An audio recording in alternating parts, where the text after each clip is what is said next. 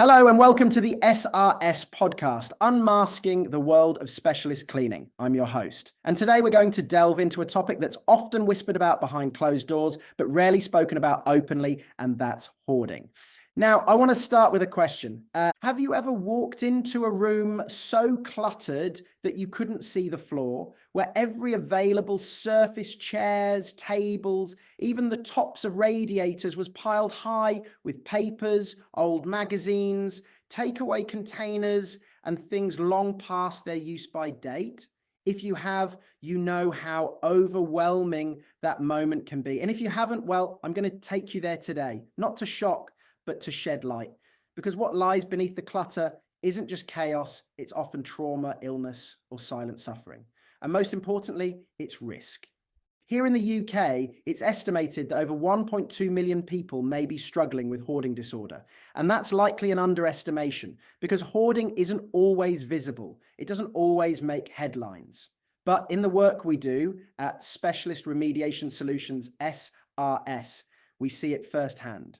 Behind seemingly ordinary front doors, there are homes teetering on the edge of being uninhabitable. People, sometimes entire families, living in dangerous, unhealthy conditions. Not because they want to, but because they can't find their way out. And when that hoarding tips into hazard, when it puts health, safety, and even lives at risk, that's where we step in. So today's episode is called When Hoarding Becomes a Hazard, and we're going to unpack everything you need to know. We'll start by understanding what hoarding actually is, and it might surprise you because this isn't just about untidiness or collecting a few extra things. Then we'll look at how hoarding becomes a hazard physically, emotionally, and legally. Because there's a real legal framework here in the UK that duty holders, whether that's landlords, councils, or even family members, need to be aware of. We'll then bring it all to life with real-world stories, cases our team has worked on. Some tragic, some heartwarming, all absolutely eye-opening. You'll hear how we go about these jobs, the equipment we use, the risks we manage, the safety protocols we follow. This isn't your everyday cleanup job. It's trauma-informed, highly specialized work, often involving biohazards, pest infestations, or even deceased individuals. And we'll explore the science behind the scenes, how bacteria spreads, how air quality deteriorates, and why some environments become so toxic, even just stepping inside without the right protection could be dangerous. Finally, we'll reflect on some of the deeper lessons we've learned about human behavior, compassion, resilience, and responsibility. Because if there's one thing I want you to take away from this episode, it's this. Behind every hoarded home is a human story. And what we do isn't just about removing rubbish, it's about restoring dignity, safety, and sometimes even hope. Now, let me ask you this. Do you know someone, maybe a relative, a tenant, or a neighbor who might be struggling? Maybe you've seen the signs, covered windows, a strong odor near the door, or parcels never being taken in. It's a difficult topic, isn't it? People often don't know how to approach it. They're worried about offending or simply overwhelmed by the scale of the problem. That's where professionals like us come in, because clearing a hoarded home safely and respectfully takes more than just a pair of marigolds and a strong stomach. It takes training, planning, protective equipment, legal awareness, and above all, a mindset rooted in compassion, not judgment. Let me introduce you briefly to what we do at SRS Specialist Remediation Solutions. We're not your typical cleaning company. Our work focuses on the toughest, most sensitive environments: hoarded homes, trauma scenes, biohazard cleanups, infectious disease outbreaks, and more.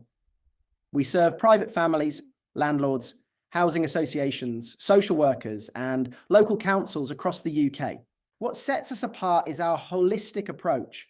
We don't just turn up with a van and start chucking things in skips. We assess, plan, communicate, protect, and report. We work with families, not against them.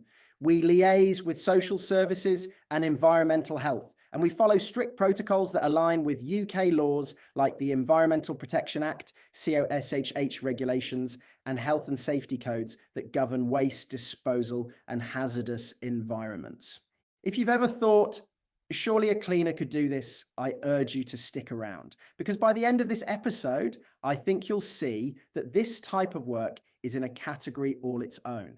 It's where psychology meets public health, where compliance meets compassion, and where safety isn't just about ticking a box, it's about preserving life. So whether you're a landlord dealing with a property that's gone out of control, a family member worried about someone you love, or a local authority planning support for vulnerable tenants, you're in the right place. This episode is for you. And if you're someone who's struggling yourself, first of all, you're not alone. There's no shame in hoarding, but there is help. And we're going to talk about what that help looks like and how to get it. Now, one final note before we dive in. If anything you hear today resonates with you, or if you need guidance, I encourage you to visit our website at srsolutions.uk. We've got free resources, checklists, and advice to help you take the next step, whether you're seeking help for yourself or supporting someone else. All right, let's get started. In the next part of the episode, we'll be breaking down exactly what hoarding disorder is, how it's officially recognized here in the UK, and what it means when hoarding crosses the line from clutter to crisis. Stick around, we've got a lot to uncover. So let's start by really understanding what we're talking about when we say hoarding. Now, most people, when they hear that word, picture stacks of old newspapers, bags of clothes, maybe some broken electronics from 20 years ago, but that's just the surface. Hoarding isn't just mess. It's not laziness. And it's not a personality quirk. In the UK, hoarding disorder is recognized as a mental health condition in its own right. It was officially classified as such in 2013 in the DSM-5, the Diagnostic and Statistical Manual of Mental Disorders. And it's acknowledged by the NHS as a complex behavioural pattern that often stems from trauma, anxiety, depression, or obsessive compulsive tendencies. So what does that mean? Well, it means that hoarding isn't a choice, it's a struggle, a very real, often very painful struggle. And people with hoarding disorder find it incredibly difficult to discard items. That includes things most of us would throw away without a second thought, like empty food containers, receipts, or even waste. There's a strong emotional attachment to objects and a deep sense of distress when faced with the idea of letting go. Sometimes the person genuinely believes they'll need the item in future, or they fear something terrible will happen if they part with it. It can be paralyzing. But here's the thing. While the emotional side of hoarding is important to acknowledge, the physical consequences can be devastating. I want to make this very clear. Hoarding can, and often does, become dangerous.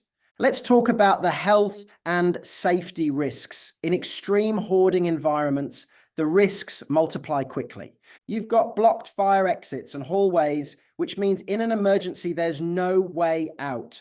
You've got electrical sockets overloaded and hidden by flammable materials. There might be pest infestations, rats, cockroaches, flies spreading bacteria and disease. There's often rotting food, mould, and sometimes even human waste.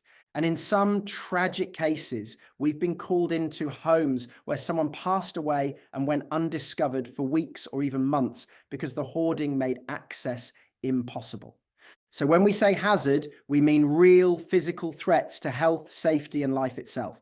And the legal landscape reflects that too. In the UK, there are several key pieces of legislation that come into play when a hoarded property becomes a hazard. One of the most relevant is the Environmental Protection Act 1990. This gives local authorities the power to deal with what's called a statutory nuisance. If a property poses a risk to public health, for example, through odour, pests, or accumulated rubbish, they can issue an abatement notice requiring the problem to be dealt with. If it's ignored, the council can step in, do the work themselves, and bill the property owner. Then there's the Housing Act 2004, which brought in the Housing Health and Safety Rating System, HHSRS. This system is used by councils to assess housing conditions and determine whether a property is safe to live in. If hoarding causes damp, mould, fire risk, or structural issues, it can be flagged as a Category 1 or 2 hazard, and action must be taken. And let's not forget the Care Act 2014, which places a safeguarding duty on local authorities to protect vulnerable adults, especially those who may not recognise the risks they're living in. So if someone with hoarding disorder is at risk of self-neglect or living in unsafe conditions, social services have a duty to step in. So yes, there are emotional layers, mental health complexities, and personal histories involved, but there's also very real responsibility. If you're a landlord, you have a legal obligation under the Landlord and Tenant Act 1985 to ensure your property is fit for habitation. That includes tackling issues like excessive clutter that could pose fire or health hazards, not just to the tenant, but to neighbours as well. And if you're a family member, perhaps the executor of a will or someone trying to sell a relative's home, you might suddenly find yourself dealing with an overwhelming environment that requires professional help, not just a skip and a dustpan. That's where SRS comes in. Because navigating these situations isn't just about clearing stuff, it's about understanding the person, the risk, and the regulations. We get called in when things have reached crisis point. And what we bring is not just experience and equipment, but empathy, structure, and safety. In the next segment, we're going to bring this all to life with real stories, case studies from the field, from the flat where we discovered a hidden infestation to the elderly tenant whose entire life was buried under piles of post. It's all coming up. So stay with us, because the real world of hoarding clearance is nothing like what you've seen on telly. It's raw, it's emotional, and it's vital. All right, let's talk real world, because theory is all well and good, but this is where the gloves come on, literally. At SRS, we've handled hundreds of hoarding clearances across the UK, and every single one is different. Every property tells a story. Every call out starts with uncertainty and ends, hopefully, with relief. Let me tell you about a case we had not far from Birmingham. We got a call from a local housing association. One of their tenants, an elderly man in his late 70s, had stopped responding to housing officers. The neighbours were worried. There was a strong odour coming from his flat and flies gathering around the windows. No one had seen him in over 2 weeks. The housing officer did a welfare check with the police, and sadly, the tenant had passed away. But what made the situation even more complex was the condition of the property. You see, this gentleman had been hoarding for years. Newspapers, magazines, food containers, even plastic shopping bags stacked waist high. The bathroom was completely inaccessible. The kitchen hadn't functioned in over a decade. There were signs of rodent activity. And because he passed away in the property, there were biohazards to deal with: 2 bodily fluids, decomposition, cross-contamination. It wasn't just a case of clearing clutter, it was a trauma scene. And we were called in by the Housing Association to carry out a full hazardous material cleanup and property clearance.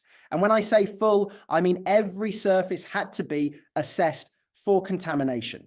Every single item removed was categorized salvageable, waste, hazardous waste.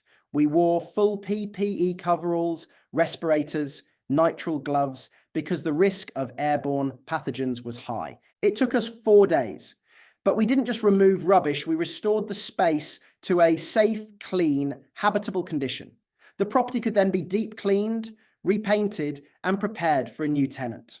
But more than that, we helped ensure dignity for someone who died alone, unseen.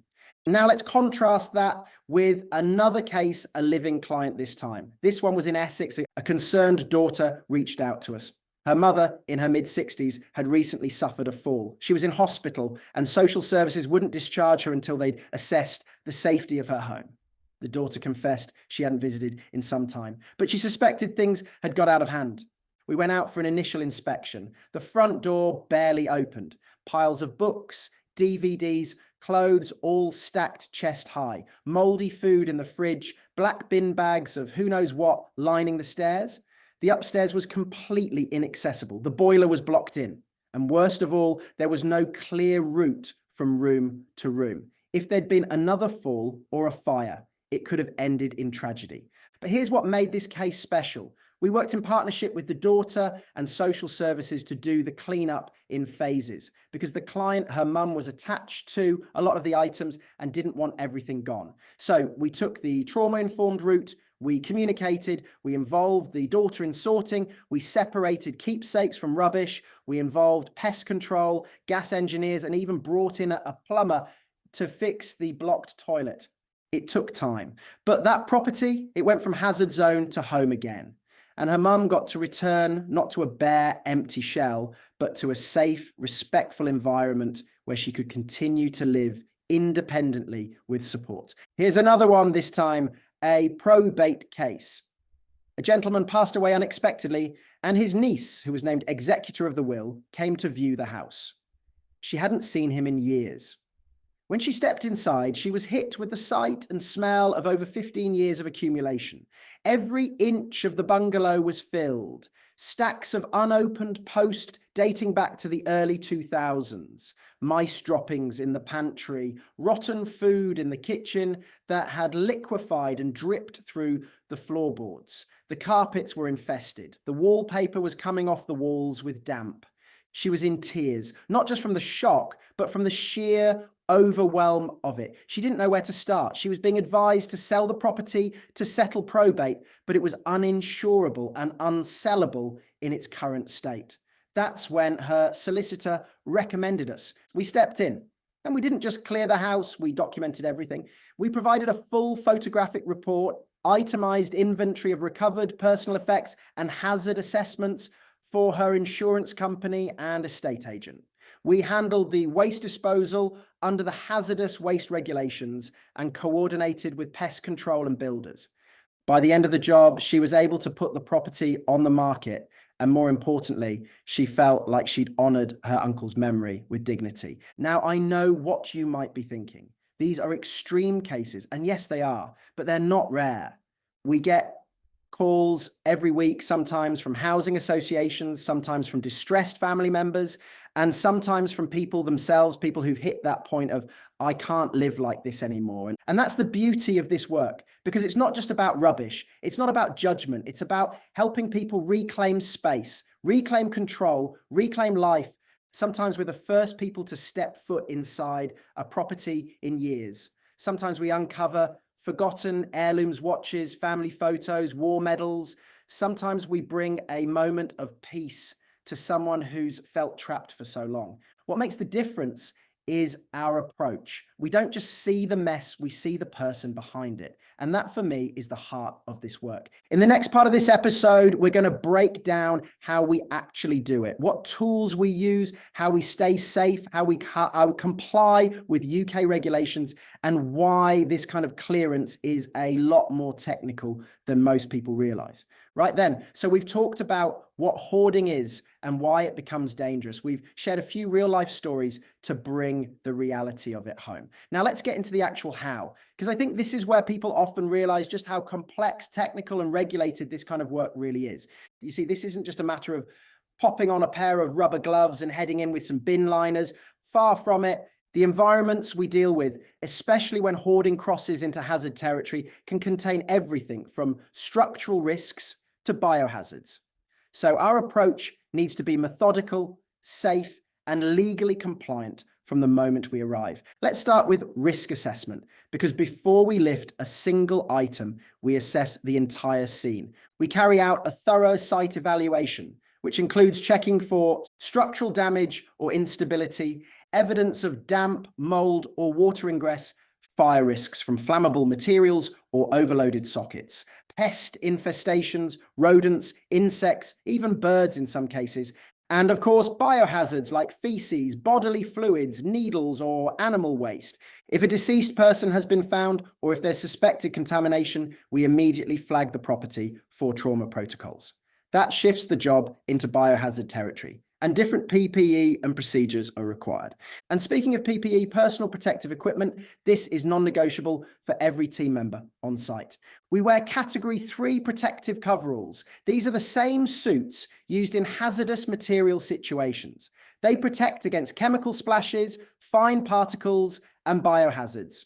We also use nitrile gloves, double layered if necessary, steel toe cap boots, respiratory protection, usually FFP3 respirators with replaceable filters or full face masks, and in some cases, disposable overshoes or knee protection depending on the terrain. Why so much? Because in a hoarded property, you never know what you're walking into until you do. There could be rotting food, insect infestations, or airborne pathogens from mold or rodent droppings. And that's not something you want to mess around with. Once we're suited and ready, we begin setting up zones within the property. This is important because we need to control the flow of waste and reduce cross-contamination. Think of it like a crime scene or a surgical environment: clean zones, dirty zones, and transitional zones. Items are moved strategically. Waste is bagged and categorized. Salvageable items are handled with care. For this, we often use colored sack systems, different bags for general waste, recyclables, hazardous waste, and sharps. Yes, sharps, because unfortunately, in some cases, we do come across needles or blades. When we do, we have designated sharps boxes that comply with NHS and HSE standards. Now, one of the tools we rely on heavily during clearances is our odor neutralization equipment. Sometimes people don't realize just how deeply unpleasant and unhealthy some of these environments can smell. We're talking weeks or months of rotting material, ammonia from urine, damp, and in severe cases, the unmistakable smell of decomposition. To tackle this, we use fogging machines that disperse a fine mist of odor neutralizer throughout the property. These don't just mask the smell, they break down the odor-causing molecules. We also use ozone generators, but only when the property is completely vacated, as ozone can be harmful to humans and animals during use. When it comes to biohazard decontamination, we use clinical-grade cleaning agents. These include enzymatic cleaners for organic matter, think blood, urine, and feces; virucidal and bactericidal sprays that are BSEN 1276, certified meaning they're proven to kill 99.999% of bacteria under EU standards; and chlorine-based products for deep sanitization, used with caution because of their corrosive properties. All waste, especially hazardous waste, must be disposed of correctly. We work under the Hazardous Waste Regulations 2005, which means we have to log, label, and transport any hazardous waste using licensed carriers. This includes generating waste consignment notes that detail what was removed, from where, and how it was handled. And just as important as what we remove is what we protect. Sometimes, in the midst of chaos, we find valuable personal effects: jewelry, cash, legal documents, passports, military medals. We've seen it all. And we treat these items with utmost care and confidentiality. Everything we recover is logged, bagged securely, and returned to the client or next of kin with a full chain of custody. I remember one case in Yorkshire where we found over £5,000 in old notes hidden inside a cereal box. The family had no idea it was there. Imagine if we hadn't been thorough. It's just another reason why professional clearance matters. It's not just about removing rubbish, it's about recovering value. And then, of course, we have our post-clearance protocol. Once the physical clearance is complete, we carry out a secondary inspection. We check for remaining hazards, make recommendations for structural repairs or pest control, and in some cases, we bring in partners for further work like gas engineers or electricians. All of this gets compiled into a full clearance report. This includes before and after photos, waste logs, risk assessments, and any compliance documentation needed for insurance, landlords, or local authorities. This level of documentation isn't just helpful, it's crucial, especially in legal or estate cases where evidence of due diligence and responsible clearance is required. Now, if you're listening to all this thinking, blimey, this is more like a surgical operation than a cleanup, you're not far off. These jobs demand planning, technical skill, mental resilience, and a serious respect for risk. And the reward? Seeing a space transform from dangerous to safe. Seeing a client's face when they walk into a room they haven't seen the floor of in years. Knowing we've made something better, not just cleaner, but healthier, safer, and more livable. In our next segment, we're going to peel back another layer, the science behind the work. Why do hoarded environments pose such a serious health risk? What's really happening on a microbial level? And how do we combat invisible threats like mould spores and airborne bacteria? It's not all about bleach and bin bags. There's real science at play. So don't go anywhere. Now let's talk about what's going on behind the scenes, literally, because underneath all the boxes, bags, and clutter, there's something much more insidious lurking in many hoarded environments. And that's the biological risk. This is the part where science really comes into play. Because while a hoarded home might look chaotic on the surface, it's what you can't see that often poses the greatest danger. Let's start with one of the most common culprits, mould. In many of the properties we deal with, poor ventilation and moisture accumulation create the perfect breeding ground for mold spores. Now, most people think mold is just a bit of a nuisance, but in reality, it can be a serious health hazard. When you've got piles of material books, clothing, papers stacked up against cold walls, airflow is blocked. That leads to condensation, damp, and eventually mold growth. And once that mold takes hold, it releases spores into the air. These spores are microscopic. You can't see them, but you're breathing them in. Exposure to mold spores can cause all sorts of respiratory issues, from mild irritation like coughing and sneezing to more severe reactions like asthma attacks or chronic bronchitis. In people with compromised immune systems like the elderly or those with pre-existing conditions, it can even lead to fungal infections in the lungs. I remember one job in Luton where a tenant had been hospitalized repeatedly with what doctors thought was chronic pneumonia. But when we were called in, we discovered the flat was riddled with black mold behind the furniture and under the carpets. It was so bad that the wallpaper was literally peeling off. It turns out the property was the source of the problem all along. Then we've got biofilms. If you're not familiar with the term, a biofilm is basically a slimy layer of microorganisms, bacteria, fungi, even viruses that form on surfaces in damp environments. Think of that sticky, greasy residue you sometimes find around drains, on tiles, or in neglected toilets. That's a biofilm. In a hoarded home, particularly when bathrooms or kitchens haven't been cleaned for months or years, biofilms become breeding grounds for pathogens, the kind of bacteria that can cause disease. Salmonella, E. coli, Listeria, it's all potentially present. And here's the kicker. Once a biofilm forms, it becomes extremely resistant to normal cleaning. You can't just spray a bit of bleach and call it a day. These bacteria protect themselves with a slimy matrix that shields them from most chemical disinfectants. That's why we use specialist enzymatic and hospital-grade products, because you need to break down the biofilm structure before you can even get to the bacteria inside. Let's not forget about rodents.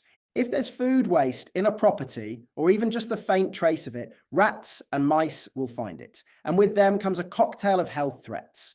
Their droppings, urine, and dander can carry a host of diseases, including leptospirosis, also known as Weil's disease, which can be fatal if not treated.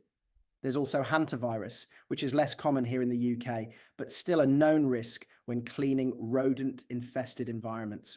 And the worst part? When these substances dry out, they become airborne. Imagine disturbing a pile of papers and unknowingly inhaling microscopic particles from rodent urine or droppings. It's why respiratory protection is an absolute must on every job. There's also the issue of decomposition, which unfortunately we do encounter. In situations where someone has died and hasn't been discovered for a period of time, the body begins to break down. This process releases cadaverine and putrescine, which are organic compounds responsible for that very distinctive pungent odor. But it's not just about the smell. These environments are classified as biohazard scenes, and they carry a real risk of exposure to bloodborne pathogens, especially if bodily fluids have seeped into porous materials like carpets, mattresses, or wooden flooring. That's why we don't cut corners. When we say we disinfect, we're not just giving things a wipe down, we're using ATP testing. ATP stands for adenosine triphosphate, which is a molecule found in all living cells. It's a great indicator of microbial activity. We use handheld ATP meters to swab surfaces before and after cleaning. The results give us a numerical score, basically showing how much biological residue is present. A high score means a surface is still biologically active and needs more attention. A low score means we've effectively neutralized the contamination. It's scientific, measurable, and it holds us accountable. Because in our world, clean isn't just about appearances, it's about safety. Now, let me just clarify, this isn't about scaring people, but it is about being honest about the risks. Hoarding isn't just a private issue, it can become a public health concern, especially in multi-occupancy buildings or terraced housing, where pest infestations and structural damage can spread from one property to another.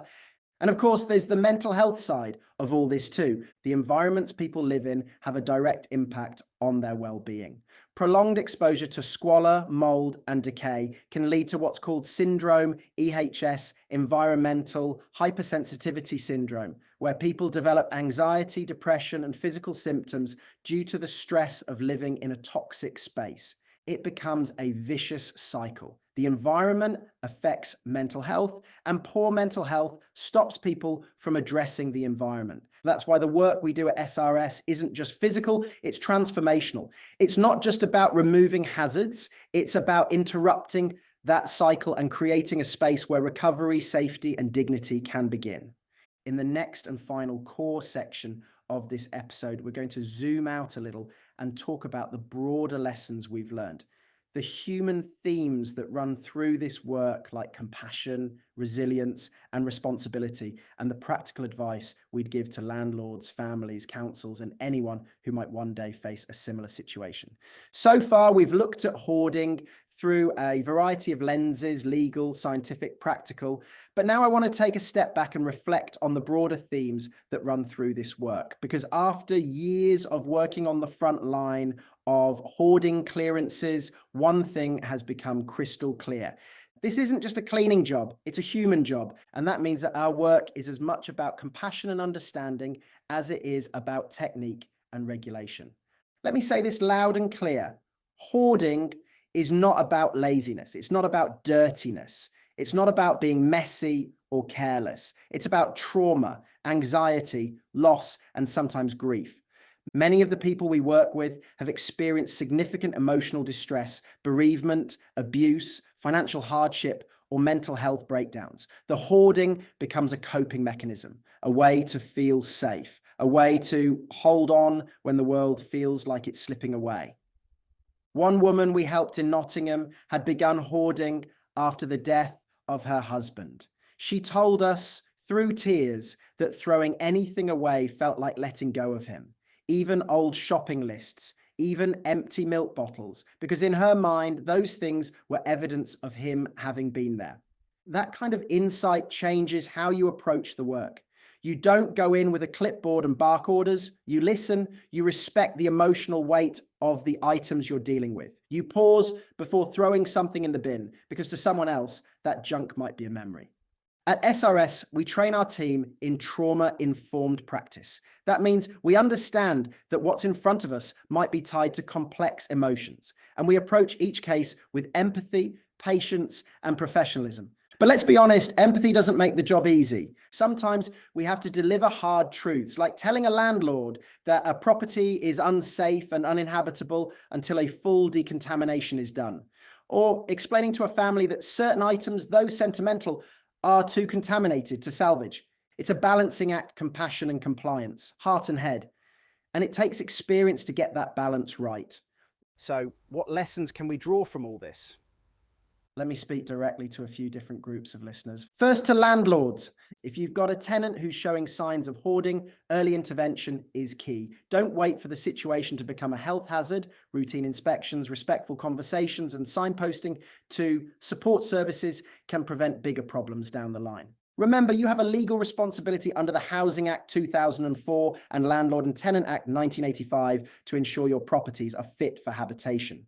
That includes fire safety, ventilation, and pest control, all of which can be compromised by hoarding. And if you do have to carry out an eviction or a clearance, make sure you're working with professionals who understand the legal and emotional landscape. It's not just about getting the job done, it's about doing it right. Now, to family members, if you suspect a loved one is hoarding, it can be incredibly difficult to know how to help. You might feel frustrated, helpless, embarrassed, or even angry. But here's the most important thing. Don't lead with shame. Don't threaten or ridicule. That almost always makes the situation worse. Instead, start with gentle questions. Ask how they're feeling. Ask if they'd like help. Offer to work with them, not against them. And if things have already escalated to a dangerous level, reach out to us.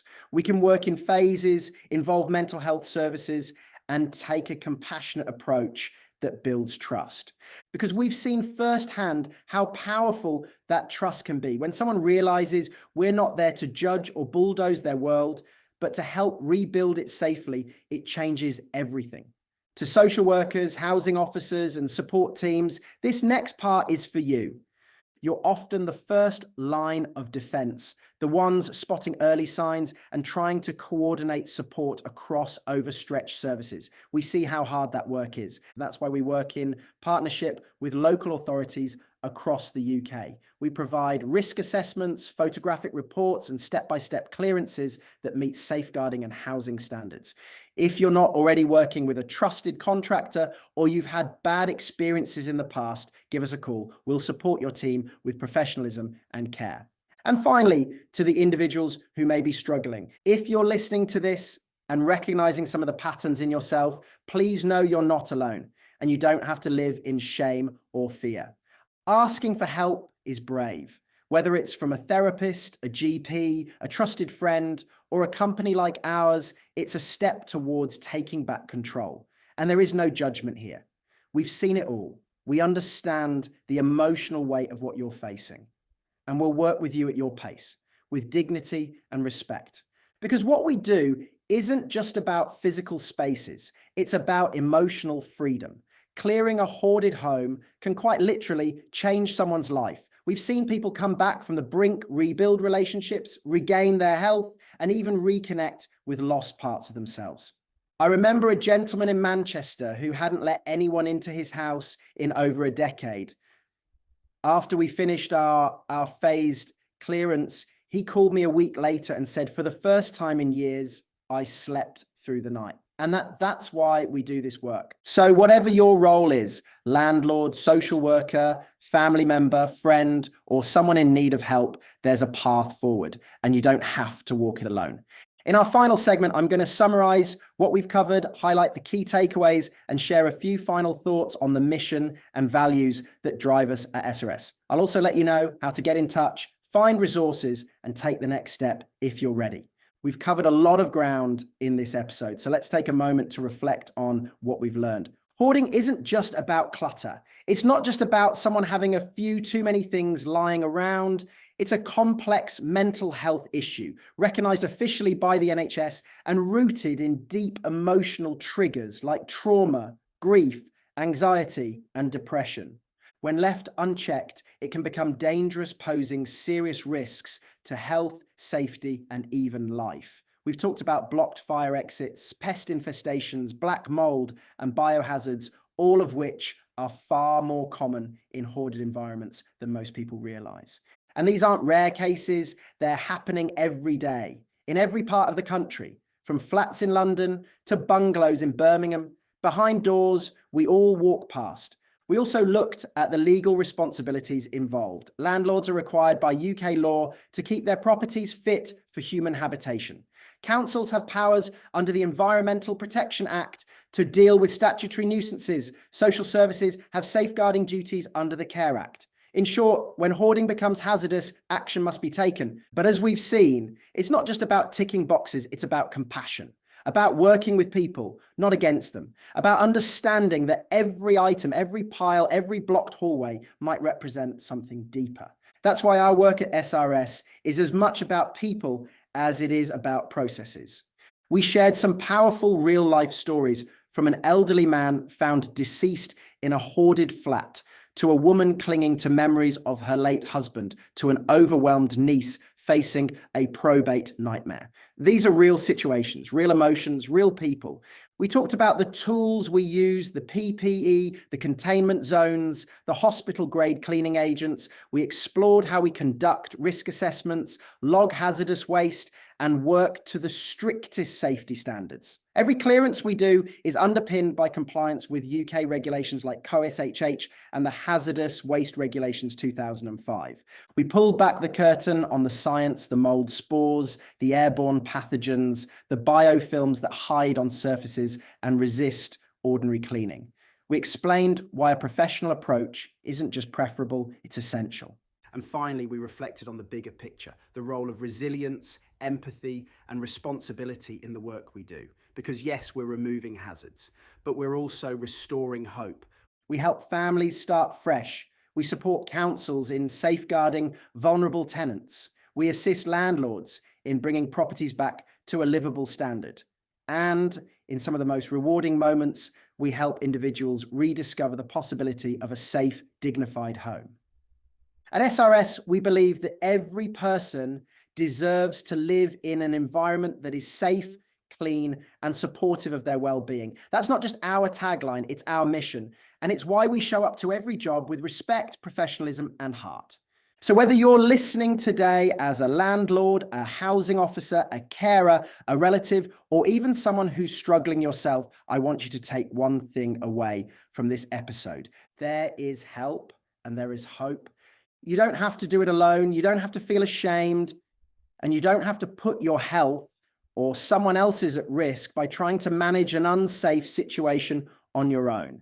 If anything we've talked about today has struck a chord with you, if you're worried about a tenant, a neighbor, or a loved one, or if you're facing a situation that feels too big to handle, I invite you to get in touch.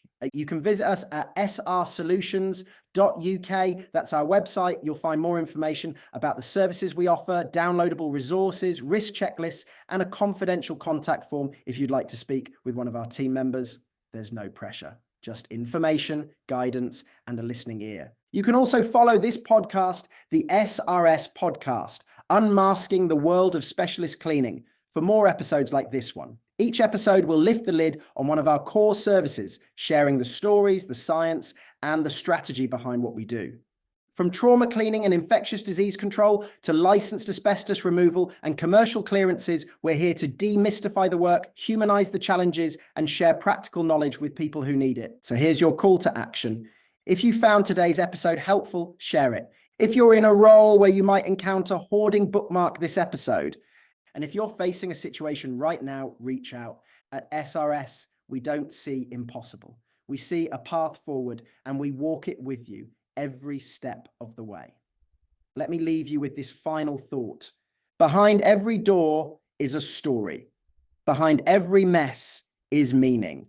And behind every call we take is a chance to make something better. Thank you for joining me today.